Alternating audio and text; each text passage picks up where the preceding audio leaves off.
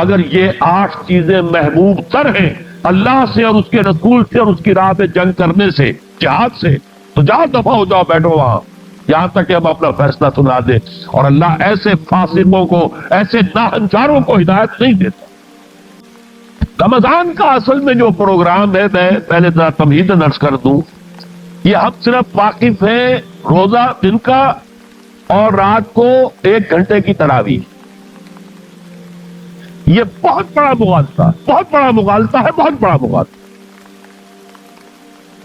روز اصل میں رمضان کا پروگرام کیا ہے؟ دن بھر کا روزہ اور رات کے اکثر حصے کو قرآن کے ساتھ لے کر جاگنا.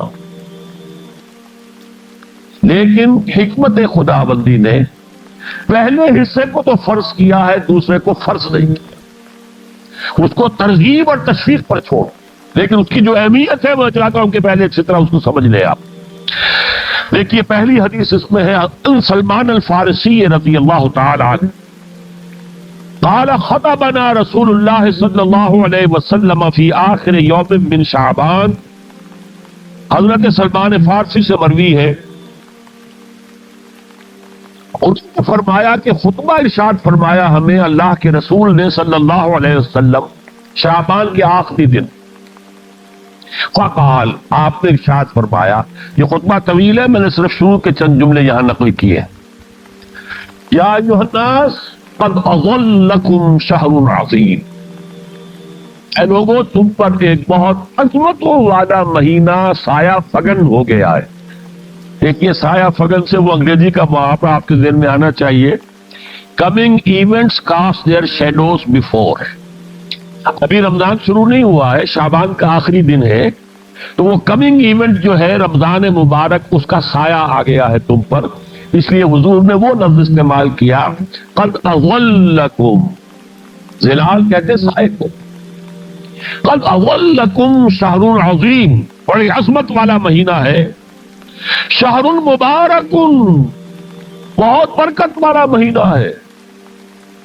شہر فیہ لیلۃ خیر من الف شہر، اس میں ایک رات وہ بھی ہے، وہ مہینہ جس میں ایک رات وہ بھی ہے جو 1000 مہینوں سے افضل ہے. انا انزلناہ فی لیلۃ القدر وما ادراک ما لیلۃ القدر لیلۃ القدر خیر من الف شہر.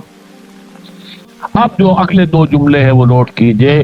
جعل اللہ صیامہ فریضۃ وقیام لیلہ تطوعا، اللہ نے ٹھہرایا ہے، قرار دیا ہے اس کا روزہ رکھنا تو فرض کے درجے، اور اس کی رات کا قیام تطوع کے درجے میں اپنی مرضی پر، اپنی خواہش پر، نفل کے طور پر یہ تم پر لکھ دیا گیا ہے. لکھا تو گیا ہے، جعلہ تو ہے. مجعول کا جو پہلا مفعول ہے وہ کیا ہے؟ جعلہ کا. مجعول اول کیا ہے؟ دن کا روزہ. اور مجعول ثانی کیا ہے؟ قیام لیلہ، رات کو کھڑا رہنا. اب یہ رات کا کھڑا رہنا اس کی کتنی مقدار ہوگی؟ کہاں سے معلوم کریں گے؟ قرآن سے. جب یہ لفظ آیا ہے سورہ مزمل میں، یا ایھا المزمل قم اللیل الا قلیلا نصفہ او انقص منہ قلیلا او زد علیہ ورتل القرآن ترتیلا. یہ معنی ہے کپل میں لپٹ کر لیٹنے والے کھڑے رہا کرو رات کو سوائے اس کے تھوڑے سے حصے کے، یعنی آدھی رات یا اس میں تھوڑا سا کم کر لو، جسے پھر کہا مفسرین نے 1/3 رات کم سے کم. اور زد علیہ، یا آدھی پر بھی کچھ زیادہ کرو، یہ 2/3 رات ہو گیا. وَرَتِّلِ الْقُرْآنَ تَرْتِيلًا، اور قرآن کو اتارا کرو تھوڑا تھوڑا تھوڑا. یہ ترتیل، تفعیل، تنزیل. جیسے قرآن تھوڑا تھوڑا محبت پر نازل ہوا صلی اللہ علیہ وسلم، ایسے ہی تھوڑا تھوڑا تھوڑا قرآن اپنے اندر اتارو، اپنے ذہن میں اتارو، اپنے قلب میں اتارو. اس کے لیے رات کو کھڑے رہو، اور قیام اللیل کم سے کم 2/3 شب کے اوپر اطلاق ہوگا، اس سے کم پر تو اطلاق ہے ہی نہیں. اگلی حدیث پڑھیے.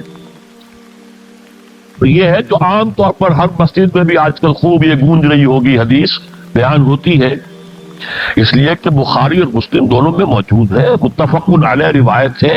اس سے اونچا تو درجہ صنعت کے اعتبار سے تو حدیث کا کوئی اور درجہ اس سے اونچا ہے۔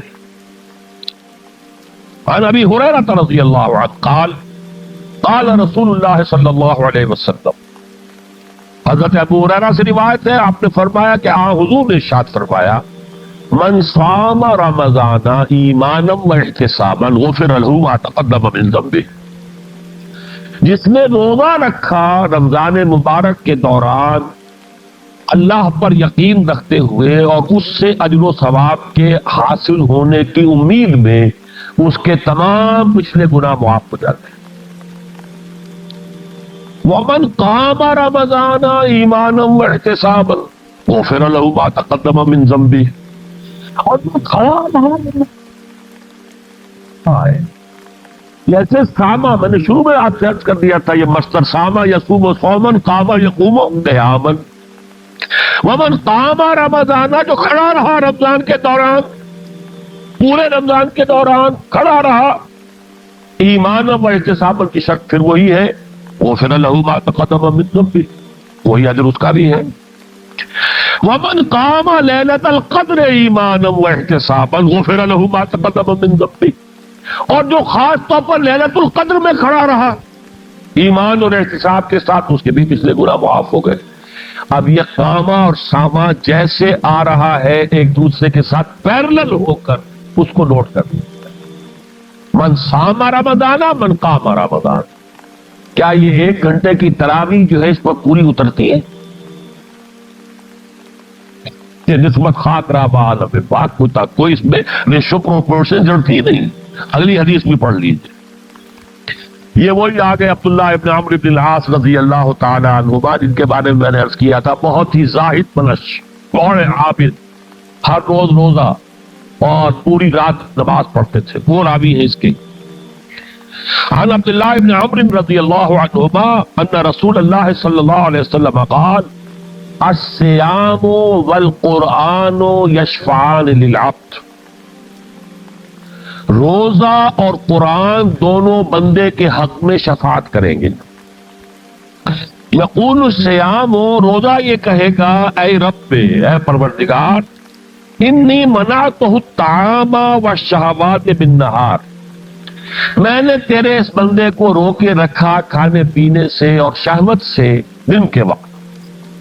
شفینی فی، میری وجہ سے روکا رہا، یہ کھانے کو اچھے سے اچھے جو ہے وہ موجود تھے کھانے، اور پینے کے لیے اعلیٰ سے اعلیٰ مشروب تھے، یہ رکا رہا میری وجہ سے کہ روزہ رکھا ہوا تھا۔ اور جیسا میں نے کہا مذبوحہ بیوی موجود تھی لیکن رکا رہا، میں رکھا اس نے اپنے آپ کو میری وجہ سے، تو میری شفاعت اس کے حق میں قبول فرما۔ وَيَقُولُ الْقُرْآنُ، اور قرآن یہ کہے گا، مَنَعْتُهُ النَّوْمَ بِاللَّيْلِ، میں نے اسے روکا رکھا رات کو سونے سے۔ فَشَفِّعْنِي فِيهِ، تو پروردگار میری شفاعت اس کے حق میں قبول فرما۔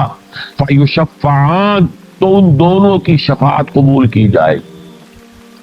سوال یہ ہے کہ کیا روزہ 1 گھنٹے کا یا 2 گھنٹے کا ہے؟ تو یہ قیام جو ہے یہ 1 گھنٹے کا کیسے ہو گیا؟ تو میں نے پہلے کوسچن مارک آپ کے ذہن میں کھڑا کر دیا، اب جواب سنیے اس کا۔ جواب یہ ہے کہ اس کو اللہ تعالیٰ کی حکمت یہ تھی کہ اسے فرض نہ کیا جائے، اس کو معلوم ہے۔ سَيَكُونُ مِنْكُمْ مَرْضَىٰ وَآخَرُونَ يَضْرِبُونَ فِي الْأَرْضِ يَبْتَغُونَ مِنْ فَضْلِ اللَّهِ وَآخَرُونَ، اللہ کے علم میں ہے میرے کچھ بندے ہوں گے بیچارے غریب مستور، دن بھر مشقت کریں گے، محنت کریں گے، وہ روزہ ہی رکھ لیں، بہت بڑی بات ہے، بہت بڑی بات ہے۔ رات بھر کا قیام کیسے کریں گے؟ 2 تہائی رات کیسے کر جائیں گے؟ شب کیسے ممکن ہے؟ فرض نہیں کیا، حضور نے بھی فرض نہیں کیا، نہ اس کو آپ نے لازم کیا، نہ اس کے لیے وہ زوردار جو لوگوں سے کہا کہ ضرور پڑھو، چھوڑ دیا پڑھو، اور سب لوگ پڑھتے تھے اپنے طور۔ یہ کہ کوئی آدھی رات کھڑا ہے، کوئی تہائی رات ہے، کوئی پوری رات ہے، لیکن 3 دن حضور نے یہ واجبات نماز پڑھا دی، لیکن پڑھائی ہے وہ تہجد کے وقت، یعنی لوگ رات کے وقت جو بھی ہے کھڑے ہیں، جاگ رہے ہیں، قرآن پڑھ رہے ہیں، لیکن یہ کہ خاص تہجد کے وقت آپ اپنے حجرے سے برآمد ہوئے تو لوگ جمع ہو گئے، آپ کے گر جمع ہو گئے۔ آپ نے 3 دن یہ 8 رکعتیں جو تہجد کی حضور کی ہوتی تھی، وہ آپ نے 8 رکعتیں پڑھائی با جماعت، لیکن وہ وقت تہجد کا تھا، یہ نوٹ کر لی۔ چوتھے دن بھی صحابہ منتظر رہے کہ اب حضور برآمد ہوں گے، تشریف لائیں گے، نہیں آ رہے حضور، تو کچھ کھگار بھی رہے ہیں، کہیں پتہ نہیں حضور کہیں اونگ نہ آ گئی ہو تو ہماری آوازوں سے جاگ جائیں، پھر بھی نہیں آئے حضور۔ اگلے روز آپ نے فرمایا کہ میں جان بوجھ کر نہیں آیا، میں اگر یہ متواتر تمہیں پڑھاؤں گا تو یہ تم پر فرض ہو جائے گی۔ یہ ہے وہ رافت اور رحمت، بالمومنین رؤوف الرحیم، جو اللہ تعالیٰ کی شان ہے رحمان الرحیم ہونے کی۔ بالمومنین رؤوف الرحیم، یہ محمد الرسول اللہ کی ہے، تم پر یہ سختی جو ہے یہ تمہارے لیے قابل برداشت نہیں ہوگی، لہذا میں نے یہ 3 دن صرف پڑھائی ہے، اگر مسلسل پڑھاتا تو فرض ہو جاتا۔ یہاں تک تو ہے حکمت نبوی کا معاملہ۔ اب آیا حکمت صحابی یا حکمت خلیفہ راشد۔ یہی معاملہ رہا حضور کی حیات طیبہ کے دوران، یہی حضرت ابوبکر رضی اللہ تعالیٰ عنہ کی خلافت کے دوران، یہی حضرت عمر کا بھی ابتدائی دور۔ لیکن دور خلافت عمر فاروق کے دوران یہ واقعہ آیا کہ حضرت عمر داخل ہوئے مسجد میں، دیکھا رات کے وقت ابھی کوئی باجماعت تراویح کا کوئی انتظام نہیں تھا۔ آپ نے دیکھا کچھ لوگ مسجد کے اس کونے میں کھڑے ہیں، حافظ ایسے تو حافظ نہیں ہوتے تھے نا، تو کوئی حافظ ادھر، انہوں نے 5 6 7 8 آدمیوں نے کسی حافظ سے گزارش کی، وہ انہیں قرآن سنا رہا، وہ پڑھے سن رہے، کوئی دوسرے کونے میں ایک دم گٹائے، کیونکہ تیسری طرف ہے کہیں ہے، ٹولیوں کے اندر لوگ جو ہے وہ قیام اللیل کا حق ادا کر رہے ہیں۔ تو فرمایا کیا ہی بہتر ہو کہ یہ سب جمع ہو جائیں کہ امام کے پیچھے، پھر یہ کہ اسے عشاء کے ساتھ متصل رکھ دیں، تاکہ جس کو کہتے ہیں عربی میں ما لا یترک کلہ لا یترک کلہ، اگر کوئی شے کل کی کل حاصل نہیں ہو سکتی تو کوئی شخص بھی مسلمان بالکل محروم نہ رہ جائے، کم سے کم یہ 20 رکعت تراویح تو پڑھے اور قرآن سن لے، تاکہ کسی نہ کسی درجے میں تو اس کا بھی حصہ ہو جائے اس کی برکات میں سے۔ یہ ہے حکمت حضرت عمر فاروق کے فیصلے کی۔ اور چونکہ حضور نے فرمایا علیکم بسنتی و سنت الخلفاء الراشدین المہدیین، تم پر لازم ہے کہ میری سنت کو اور میرے خلفاء راشدین کی سنت کو مضبوطی سے پکڑو۔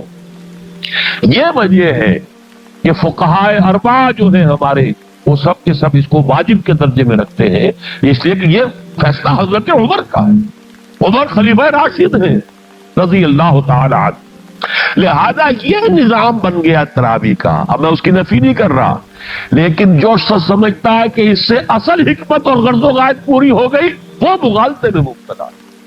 یہ تو علی الاقل کم سے کم اس درجے میں کہ ہر مسلمان کم سے کم اس درجے تک تو جو ہے وہ کچھ نہ کچھ حاصل کر ہی لے، اور وہ اس سے محروم نہ ہو بالکل ہی۔ ما لا یدرک کلہ لا یترک کلہ، اس درجے میں حضرت عمر کا فیصلہ ہے، اور اسی کی وجہ سے ہمارے خلفاء، ہمارے جو ائمہ اربعہ انہوں نے قبول کیا ہے۔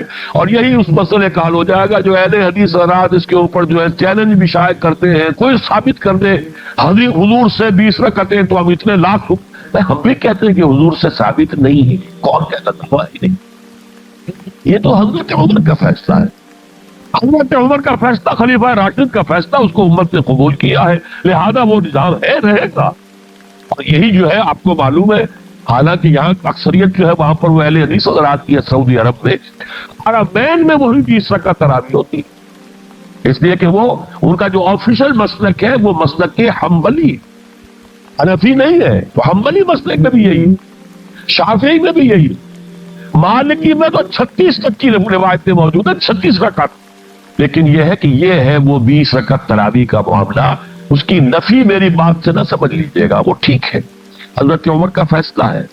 پھر یہ کہ یہ آسان ترین ہے کہ عشاء کے ساتھ بھی متصل پڑھ لی، اور آج تو ہماری نیند کا کوئی حصہ اس میں جاتا ہی نہیں، کون سوتا ہے اس سے پہلے سوال ہی پیدا نہیں ہوتا۔ لیکن یہ جو کہہ رہے ہیں کہ قرآن کہے گا میں نے اسے نیند سے روکے رکھا، اس کا حق کہاں ادا ہوا؟ اس کا حق تو ادا ہوگا کہ تہائی ورنہ نصف شب کے لگ بھگ آپ جاگے قرآن کے ساتھ۔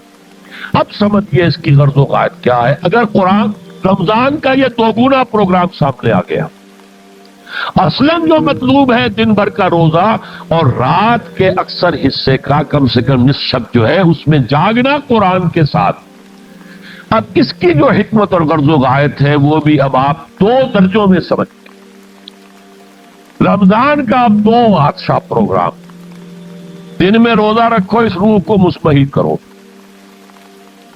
اس روح کو مصبحی کرو گے، اس نے جسم کو مصبحی کرو گے، حیوانی وجود کو، تو ہی اس روح کو کچھ ریلیف ملے گا۔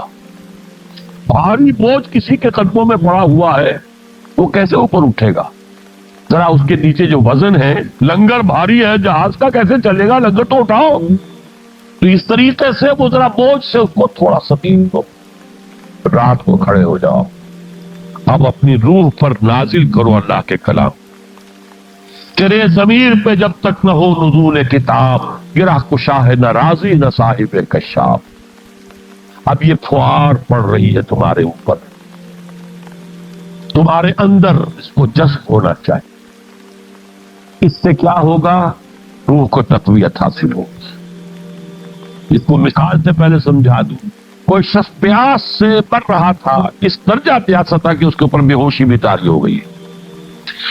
کوئی شخص آیا، اس نے پہلے اس کو پانی کے چھینٹے دیے، کچھ ہوش میں آیا، اب اسے پانی کا کوئی کٹورا لگا دیا اس کے منہ سے۔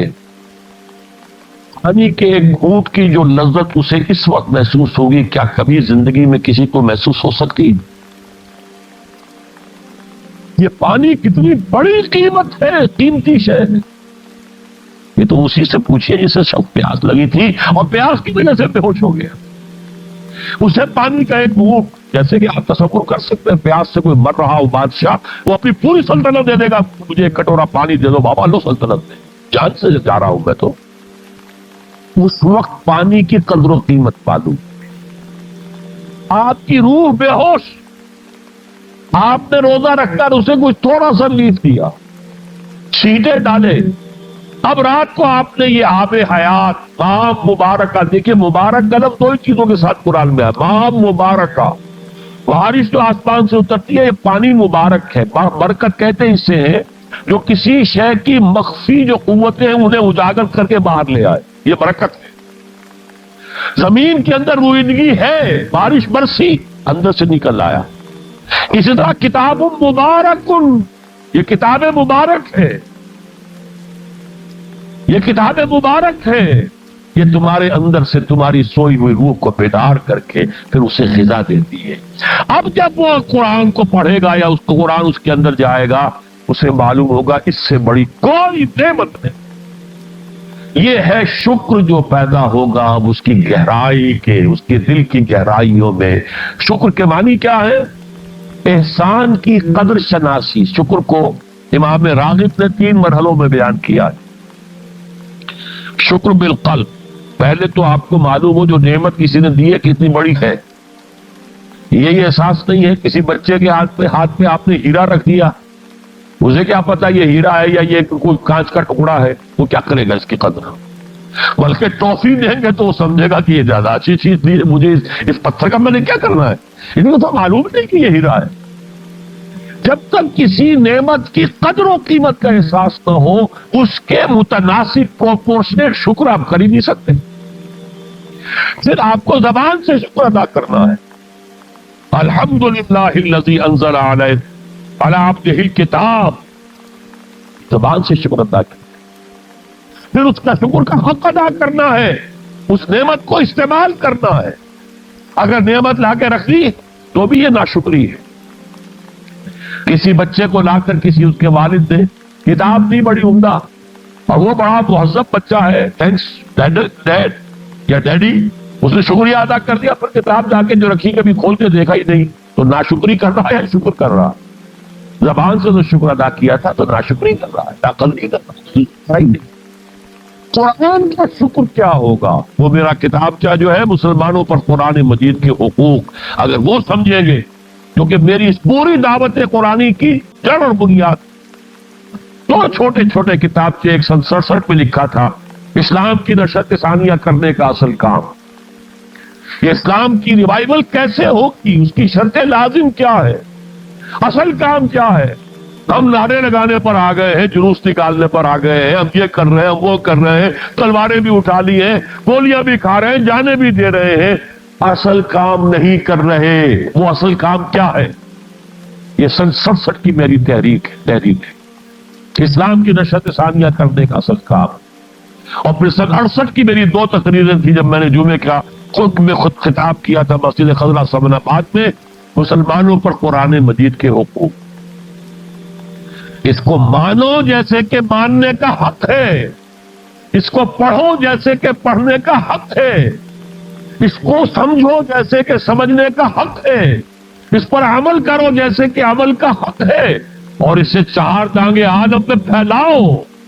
یہ تمہارے پاس امانت ہے محمد رسول اللہ صلی اللہ علیہ وسلم کی. بلغوا عنی ولو آیۃ، پہنچاؤ میری جانب سے ایک ہی آیت پہنچاؤ. کس نے فرمایا؟ محمد رسول اللہ. مخصوص ہو، عام کرو، اسے پھیلاؤ. 5 حقوق ہیں مسلمان پر، لیکن یہ سارے حقوق کب ادا ہوں گے؟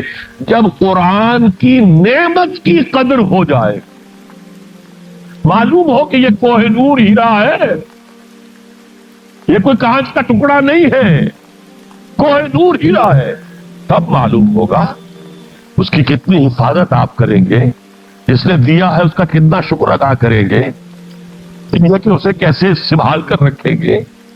لیکن یہ کہ اگر قرآن کا شکر ہی نہیں ہے، قرآن کی قدرت کی نعمت کا احساس ہی نہیں ہوا، خیر مما یجمعون.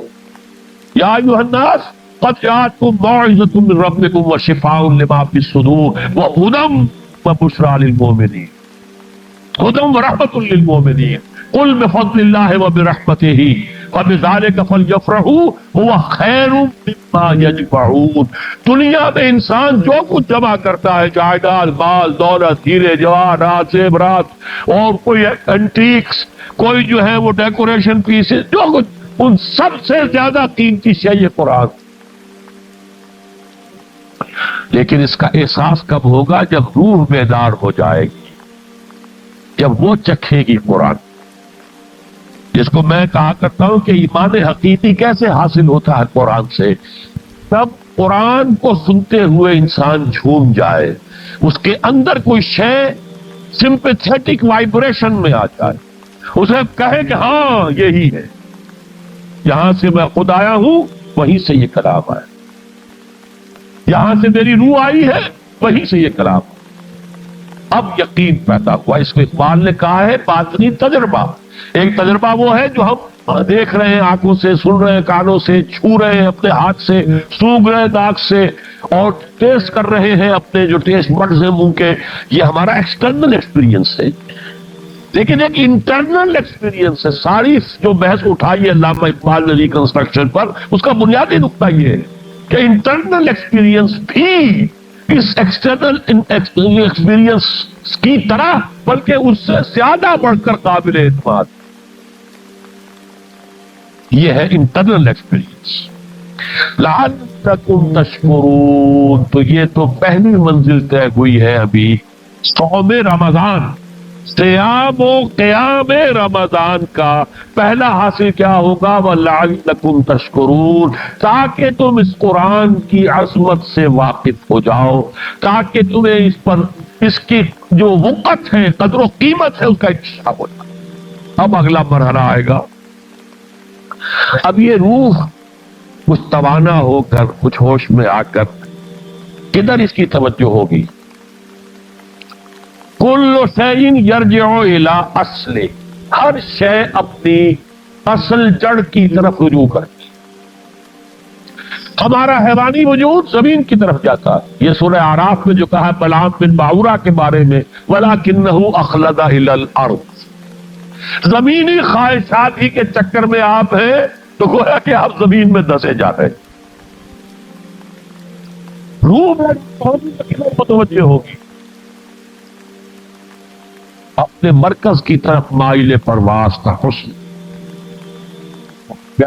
اسلام میں نہیں پڑھتا، لیکن یہ کہ یہ اپنے مرکز کی طرف، اپنے منبع اور سرچشمے کی طرف. کہاں سے آئی یہ روح؟ اپنے ربی کہ ادھر متوجہ. ہم پڑھا کرتے تھے اپنے ہائی اسکول کے زمانے میں، تو جو صبح پریئرز ہوتی تھی اس پہ خاص نظم تھی. مجھے یہ معلوم نہیں شاید کون ہے، مجھ کو ہے تجھو مجھ کو تیری تلاش ہے، خالق میرے کہاں ہے تو مجھ کو تیری تلاش ہے۔ اب آپ دیکھیے پورے مذاہب کی تاریخ میں انسان کہاں کہاں گیا ہے خدا کو ڈھونڈنے کے لیے۔ کوئی برف پوش چوٹیوں کے اوپر جو ہے تپسیا میں لگا ہوا ہے، کیوں؟ رب کا قرب حاصل کرنے کے لیے نا، پرماتما سے لو لگانے کے لیے۔ وہ غاروں میں ہے تپسیا ریاضتیں کر رہا ہے، وہ صحراؤں میں گیا ہے، گوتم بدھ کہاں کہاں گیا ہے، کہاں کہاں گیا ہے، کچھ آپ کو اندازہ ہی نہیں۔ انسان اس کے اندر کوئی شے ہے جو کسی کو تلاش کر، میرے اندر ہی وہ شے بھی ہے جو مجھ سے کہتی ہے کہ کچھ کھانا ڈالو اس منہ کے اندر، اس پیٹ میں ڈالا ہے، وہ بھی میرے اندر۔ ان نفس کا علیہ کا حق، یقینا تمہارے نفس کا بھی تم پر حق ہے۔ میرے اندر ہی کوئی شے ہے جو کچھ اور شے چاہتی ہے، کچھ اور چیز کی متلاشی ہے، وہ کسی اور شے کے عشق میں ہے۔ یہ دوسری بات ہے، روح سے ہم نے سلا رکھا ہے، لوریاں دے دے کے تھپک تھپک کر ہم تو اپنے جسم کی طرف متوجہ ہیں، لہذا ہمیں وہ پیاس محسوس ہی نہیں ہوتی کہ یہ بھی واقعی میرے اندر کوئی پیاس ہے۔ روح بیدار ہوگی تو وہ پیاس جو اس کے اندر اب پیدا ہوئی ہے وہ کدھر متوجہ ہوگی؟ اپنے پروردگار کی طرف۔ یہ ربط ہے اگلی آیت کا، پڑھیے وَإِذَا سَأَلَكَ عِبَادِي عَنِّي فَإِنِّي قَرِيبٌ۔ جب یہ روح بیدار ہو کر اپنے مرکز کی طرف متوجہ ہوگی، اپنے منبع اور سرچشمے کی طرف متوجہ ہوگی، اپنے مبدا کی طرف متوجہ ہوگی، تو اے میرے نبی صلی اللہ علیہ وسلم، جب میرے بندے آپ سے میرے بارے میں پوچھیں فَإِنِّي قَرِيبٌ، انہیں بتا دیجئے میں قریب ہی ہوں، کہیں دور نہیں، اس کی رگے جاں سے بھی زیادہ قریب قریب ہے۔ جب چاہو ہمیں پکارو، جب چاہو دعا کرو، جب چاہو باریابی حاصل کر لو، ہم تو مائل میں کرم ہے، کوئی سائل ہی نہیں۔ ہم تو ہر روز رات کے آخری گھڑیوں میں سمائے دنیا تک نزول فرماتے ہیں، اور ہماری طرف سے پکارنے والا پکارتا ہے حل من مستغفر فاغفر لہ، کوئی استغفار کرنے والا کہ میں اسے بخش دوں،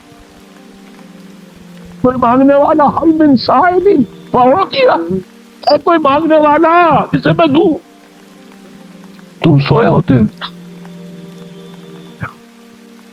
ہم تو غافل نہیں، تم غافل، متوجہ تو ہو، آؤ تو صحیح ہماری طرف۔ حدیث قدسی میں آیا ہے میرا بندہ میری طرف چل کر آتا ہے، میں دوڑ کر آتا ہوں۔ وہ بارش بارہ میرا ذکر اپنے دل میں کرتا ہے، میں اپنے جی میں اس کا ذکر کرتا ہوں، یاد کرتا ہوں، اور میرا بندہ اگر کسی محفل میں میرا ذکر کرتا ہے، میں اس سے بہت اعلیٰ محفل میں اس کا ذکر کرتا ہوں، ملائے اعلیٰ کی محفل میں ذکر کرتا ہوں۔ یہ ان کے الفاظ ہے کہ تو تم غافل ہو بھائی ہم سے، ہم تو غافل نہیں۔ لا یغیب وارجوہ رجال لا یخیب، میں غائب ہو جاتا ہوں، وہ تو غائب ہونے والی ہستی ہی نہیں ہے۔ وہ ما تم میں ما کنت وَإِذَا سَأَلَكَ عِبَادِي عَنِّي فَإِنِّي قَرِيبٌ أُجِيبُ دَعْوَةَ الدَّاعِ إِذَا دَعَانِ فَلْيَسْتَجِيبُوا لِي۔ لیکن اب آئی بات اصل، یہ دو طرفہ بات ہوگی، مجھ سے دعا کرو، کسی وقت کی پابندی نہیں، کسی جگہ کی پابندی نہیں، ناپاکی کی حالت میں ہو تب بھی دعا کر سکتے ہو، میری کتاب کو ہاتھ مت لگانا، مجھ سے دعا کر سکتے ہو، دعا میں کوئی پابندی نہیں، لیٹے مانگو، بیٹھے مانگو، ناپاکی میں مانگو، پاکی میں مانگو، جب چاہو مانگو مجھ سے، دعا میں کوئی خطر نہیں۔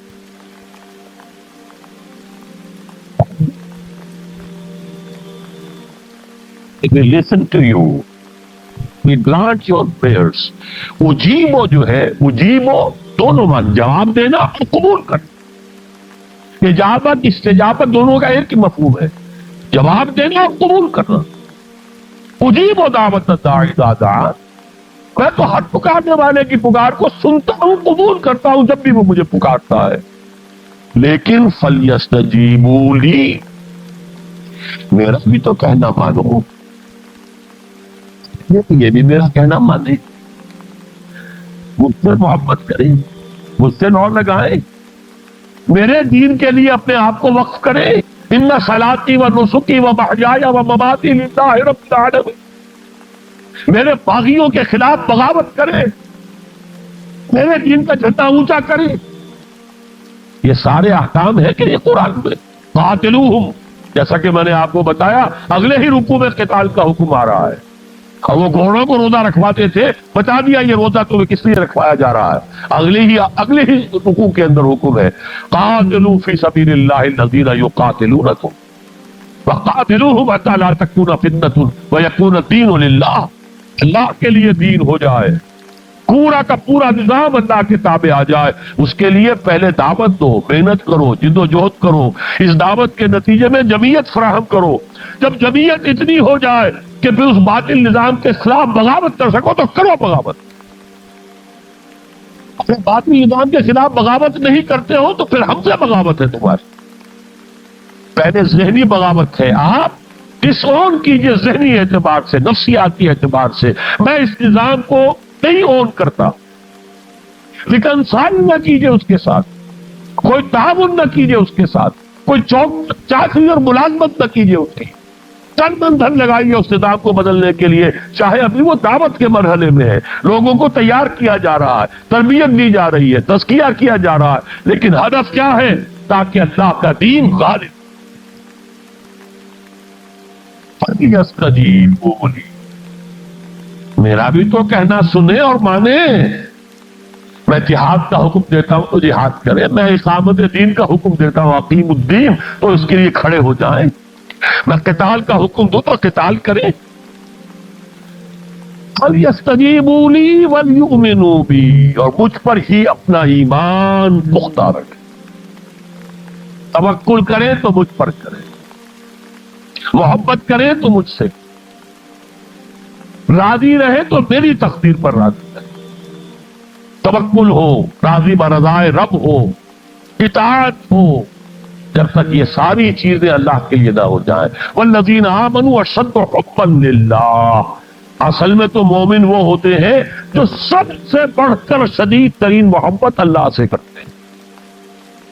قل ان کان آباؤکم وابناؤکم وإخوانكم وأزواجكم وعشيرتكم وأموال اقترفتموها وتجارة تخشون كسادها ومساكن ترضونها أحب إليكم من الله ورسوله وجهاد في سبيله فتربصوا حتى يأتي الله بأمره والله لا يهدي القوم الفاسقين.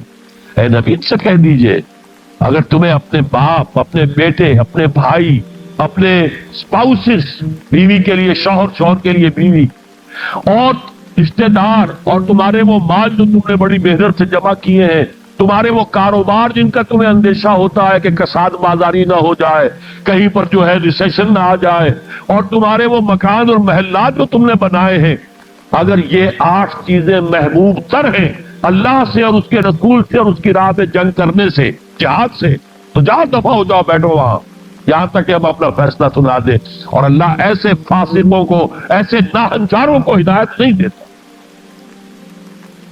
یہ ہے قرآن آیت نمبر 24 سورہ توبہ. فَلْيَسْتَجِيبُوا لِي وَلْيُؤْمِنُوا بِي لَعَلَّهُمْ يَرْشُدُونَ. اب وہ لفظ آ گیا رشد. دیکھیے پہلے آیا تھا لَعَلَّكُمْ تَتَّقُونَ. روزہ، مجرد روزہ تقوی پیدا کر دے گا، ضبط نفس. اور ضبط نفس بھی وہ جو حکم خداوندی کا تابع ہے.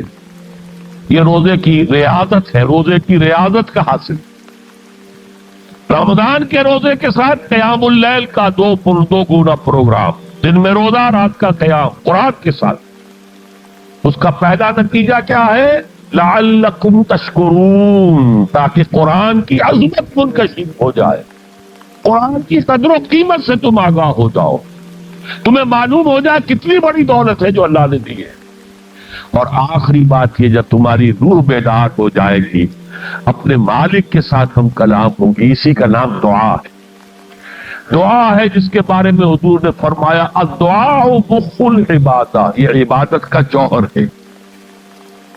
الدعاء هو العبادہ، دعا ہی تو اصل عبادت ہے. یہ دعا ہی تو ہمیں میسر نہیں ہے. 17 رکعتیں پڑھنی ہے ہم نے عشاء کی، لیکن اللہ کے ساتھ کوئی لوگ نہیں لگی. ادھر کی ادھر کی سوچیں آ رہی ہیں.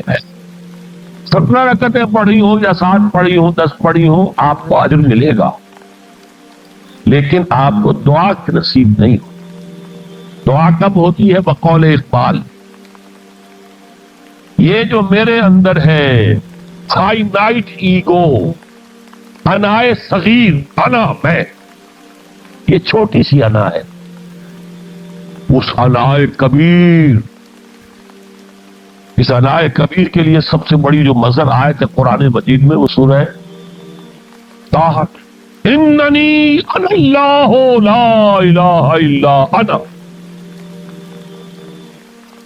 میں ہوں وہ اللہ جس کے سوا کوئی الہ نہیں. اننی انا اللہ لا الہ الا انا، یہ ہے فاعبدنی واقم الصلاۃ لذکر. یہ انائے کبیر ہے، انفائنائٹ ایگو، اللہ انا اللہ، بگ انا، اور یہ چھوٹی سی انا ہے، انا میں. جب یہ انائے صغیر انائے کبیر کے روبرو آتی ہے ہم کلام ہوتے، یہ ہے دعا. اگر یہ جاگی ہی نہیں، بیدار ہوئی نہیں، ہم کلام ہوئی نہیں، تو وہ دعا تو حاصل نہیں ہوئی. مخ عبادت جو ہے، جوہر عبادت کا حاصل نہیں ہوا. ہاں ایک شکل ہے عبادت کی، مراسم عبودیت ہے، یہ اشکال ہے، رہ گئی رسم ادا روح بلالی نہ رہی، فلسفہ رہ گیا تلقین غزالی نہ رہی. ایک شکل ہے، تم نے کر لی، اجر ملے گا. آخر وقت نکالا ہے، آپ اللہ کے سامنے کھڑے ہوئے، محنت تک اجرت وہ دے نسبت نہیں دے گا، لیکن حقیقت صلاۃ کوئی اور شے. اسی لیے کہا محمد الرسول اللہ صلی اللہ علیہ وسلم الصلاۃ معراج المومنین، اہل ایمان کے لیے یہ معراج کے درجے کی شے ہے. معراج مقام ہوگا اللہ والصلوات والطیبات، یہ حضور نے فرمایا. السلام علیکم ایھا النبی ورحمۃ اللہ وبرکاتہ، کس نے کہا؟ اللہ نے فرمایا. علینا وعلی عباد اللہ الصالحین، حضور نے فرمایا اس سلامتی میں تمام اللہ کے نیک بندوں کو شامل ہے. سلامتی مجھ پر بھی ہو، تمام اللہ کے. یہ مکالمہ ہے، مخاطبہ ہے. جب تک یہ مکالمے اور مخاطبے کی شکل نہیں، اگر وہ انائے صغیر جاگی ہی نہیں، سوئی ہوئی ہے، بے ہوش ہے، پڑی ہوئی ہے، سسک رہی ہے یا مر چکی ہے، وہ مر بھی جاتی. جسم زندہ ہے، روح مر چکی. جسم جان کے ساتھ زندہ ہے، حیوان انسان زندہ ہے، انسان مر چکا. اس لیے قرآن کہتا ہے نبی یہ مردہ ہے، اموات غیر احیاء. یہ نہیں سنتے ہیں، آپ تو سمجھتے ہیں آپ کے یہ بڑے غور سے سن رہے ہیں، نہیں سن رہے، مردہ ہے، روحانی، ان کی روح مر چکی ہے. یہ تو حیوان رہ گیا زندہ. صرف یہ چلتے پھرتے مقبرے ہیں، یہ چلتے پھرتے تعزیے ہیں، اس کے سوا کچھ نہیں. یہ ابو جہل کون ہے اور ابو لہب کون ہے؟ یہ حیوان ابو جہل ہے اور حیوان ابو لہب ہے. پھر بات ہے کہ آنکھ تو کتے کی بھی ہے، بلی کی بھی ہے، کان کتے کی بھی ہے، بلی کے بھی ہے. کتا بھی دیکھ کر گاڑی آ رہی ہے تو اپنے آپ کو بچاتا ہے. تم نے بچا لیا تو کون سا بڑا کمال کیا. وہ اندر کا انسان مر چکا، یہ انسان اندر کا روحانی وجود یا مر چکا یا سسک رہا ہے یا ڈوبا ہوا ہے، بے ہوش ہے. یہ بیدار ہو اور ہم کلام ہو. افلاک سے آتا ہے نالوں کا جواب آخر، کرتے ہیں خطاب آخر، اٹھتے ہیں حجاب آخر. آتا ہے اللہ جواب دیتا ہے. عبادات، روحانی کان کھلے ہو تو تم جواب سنو گے، ان کانوں سے نہیں. وہی جب محمد پر آئی تھی ان کانوں سے نہیں آئی تھی، وہ دل پر اتری تھی براہ راست.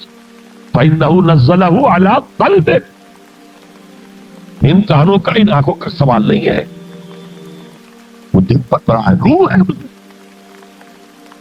یہ روح، اسی میں وہی کو بھی روح کہا گیا ہے. لانے والا بھی روح، اور روح الامین جس پر لایا گیا وہ بھی روح محمدی. جس کا مسکن ہے قلب محمدی، اور جو لائی گئی وہ بھی روح ہے۔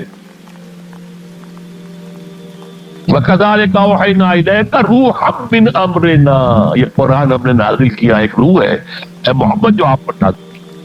وَكُنْتَ تَدْرِي مَا الْكِتَابُ وَلَا الْإِيمَانُ، اس سے پہلے تو آپ کو کچھ پتہ نہیں تھا کتاب کیا، شریعت کیا، ایمان کیا۔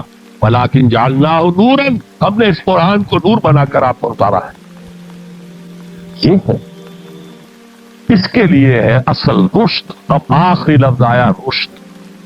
یہ گویا کہ جو مختلف الفاظ ہیں قرآن میں، کامیاب، فائزون، اولئک هم الفائزون، ٹھیک ہے، فوز، کامیابی تک پہنچنے والا، اولئک هم المفلحون، یہ ایک اور لفظ ہے، لیکن راشدون یہ چوٹی کا لفظ ہے، اسی لیے صحابہ کے لیے آیا اولئک هم الراشدون سورہ الحجرات میں۔ اسی لیے انسانوں میں سے نبیوں کے بعد سب سے اونچے چوٹی کے انسان ابو بکر، عمر، عثمان، علی، ان کے لیے آیا خلفاء الراشد، علیکم بسنتی وسنت الخلفاء الراشدین المہدیین۔ یہ رشد ہے، رشد تک پہنچنا ہے تو یہ کام ہے، اور یہ ہے اصل حاصل صیام و قیام رمضان کا۔ اولئک هم الراشدون، اللہم ربنا اجعلنا منہم، اللہم ربنا اجعلنا منہم، اللہم ربنا اجعلنا منہم۔